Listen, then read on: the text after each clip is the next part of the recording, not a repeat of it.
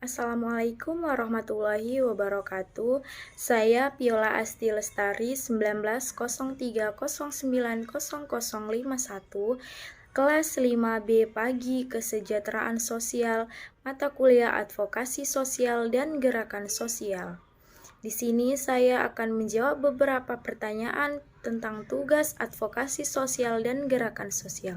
Pertanyaan pertama ialah, apakah kebijakan mempengaruhi instrumen demokrasi untuk mengembangkan kebijakan hukum dan peraturan? Apakah itu diterima atau ditoleransi seperti itu, atau apakah instrumen resmi demokrasi? Jawabannya ialah, hukum dan politik adalah berbicara bagaimana hukum bekerja dalam sebuah situasi politik tertentu. Dalam hal ini yang dimaksud adalah hukum sebagai perwujudan dari nilai-nilai yang berkembang, dan nilai-nilai yang dimaksud adalah keadilan.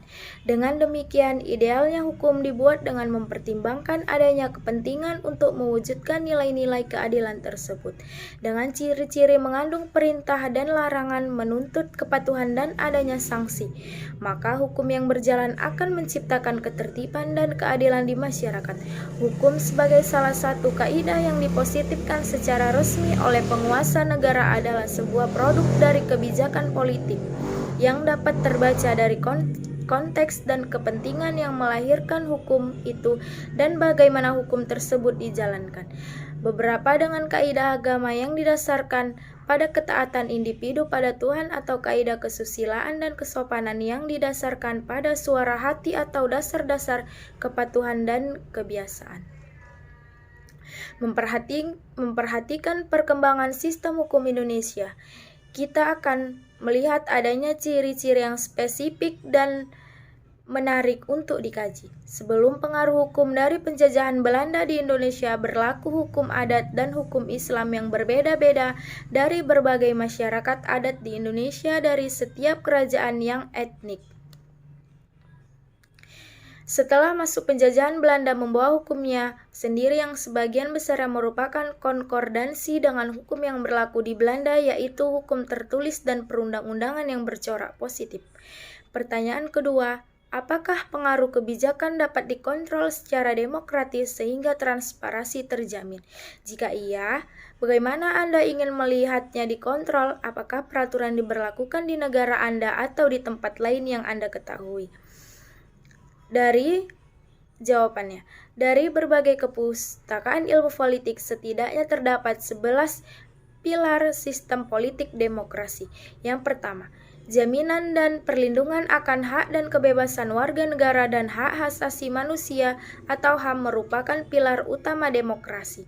Hak dan kebebasan warga negara dan hak asasi manusia ini bukan pemberian negara atau golongan, melainkan hak yang melekat pada setiap manusia sebagai ciptaan Allah yang Maha Esa.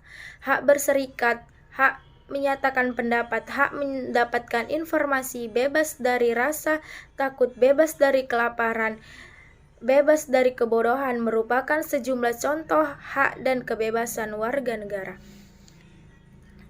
Kedua, partisipasi aktif.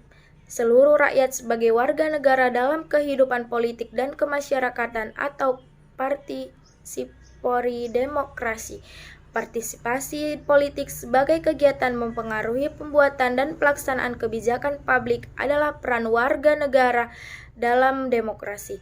Yang ketiga, sistem memilih dan mengganti penyelenggaraan negara, lembaga legislatif dan eksekutif pada tingkat nasional dan daerah melalui penyelenggaraan pemilu yang langsung, umum, bebas, rahasia, jujur, dan adil, transparan, dan akuntabel.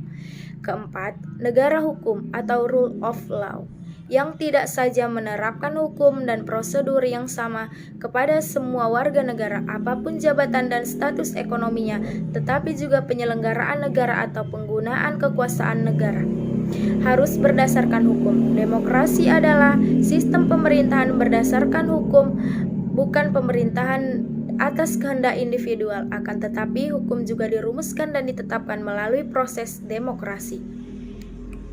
Kelima, pembagian kekuasaan negara secara seimbang dan saling mengawasi, check and balance partition of power, antara legislatif, eksekutif, yudikatif, dan tugas dan kewenangan negara lainnya sehingga tidak saja menjamin kejelasan tentang lembaga apa yang menyelenggarakan tugas dan kewenangan apa dan mencegah dominasi satu lembaga terhadap lembaga lainnya. Keenam, pemerintah dan oposisi yang efektif. Pemerintah yang efektif ditandai oleh kemampuan pemerintah dan birokrasi melaksanakan undang-undang dan kebijakan publik untuk mewujudkan dan mencapai tujuan negara. Oposisi yang efektif tidaklah ditandai terutama oleh kemampuan menjatuhkan pemerintah, melainkan kemampuannya mengimbangi pemerintah. Ketujuh, sistem pemerintahan daerah berdasarkan desentralisasi baik dalam arti urusan pemerintahan maupun sumber anggaran. Artinya, warga daerah berhak mengatur dan mengurus kepentingannya sendiri dalam urusan pemerintah yang diserahkan kepada daerah, berdasarkan prakarsa, karakteristik, dan kemampuan daerah.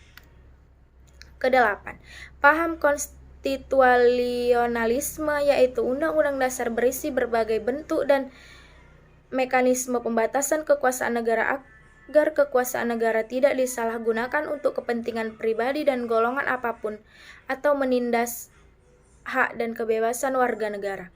Kesembilan, pemerintah oleh partai mayoritas dengan menghargai hak-hak dasar kalangan minoritas. Yang dimaksud dengan mayoritas dalam demokrasi adalah partai politik atau pasangan calon yang mendapatkan suara mayoritas melalui pemilu.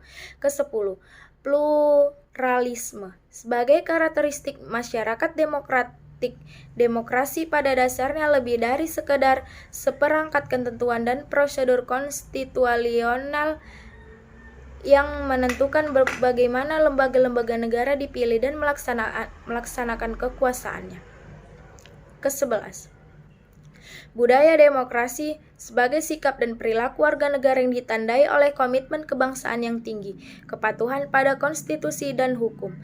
Dari ke-11 pilar demokrasi di atas tampaklah bahwa demokrasi bukan sekedar prosedur memilih dan mengganti penyelenggaraan negara melalui penyelenggaraan pemilu yang langsung, umum, bebas, rahasia, jujur, dan adil, transparan, dan akuntabel.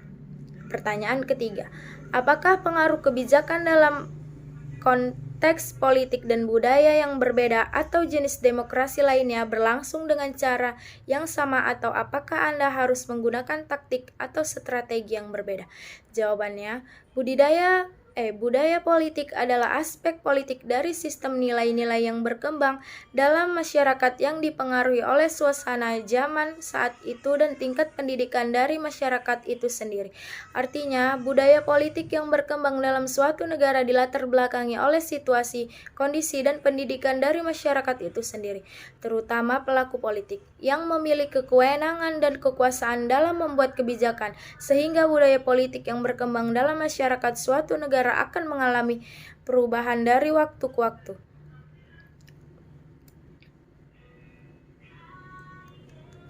Perbedaan budaya politik dalam masyarakat secara garis besar dapat dibedakan dalam 3 budaya politik, yaitu budaya politik apatis atau acu masa bodoh pasif, budaya politik mobilisasi atau didorong sengaja dimobilisasi, dan budaya politik partisipatif atau aktif. Perbedaan budaya politik yang berkembang dalam masyarakat dipengaruhi oleh beberapa faktor. Yang pertama, tingkat pendidikan masyarakat sebagai kunci utama perkembangan budaya politik. Yang kedua, tingkat ekonomi masyarakat semakin tinggi tingkat ekonomi sejahtera masyarakat, maka partisipasi masyarakat pun semakin besar.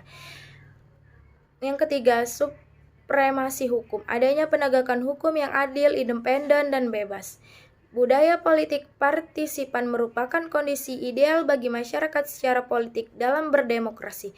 Hal ini dikarenakan terjadi harmonisasi hubungan warga negara dengan pemerintah yang ditunjukkan oleh tingkat kompetensi politik masyarakat, merasa perlu untuk terlibat dalam proses pemilu dan mempercayai perlunya keterlibatan dalam politik. Selain itu, warga negara berperan sebagai individu yang aktif dalam masyarakat secara sukarela, karena adanya saling percaya antara warga negara dan memiliki kebanggaan terhadap sistem politik dan memiliki kemauan untuk mendiskusikan hal tersebut. Demikian jawaban dari pertanyaan tugas advokasi sosial dan gerakan sosial. Terima kasih.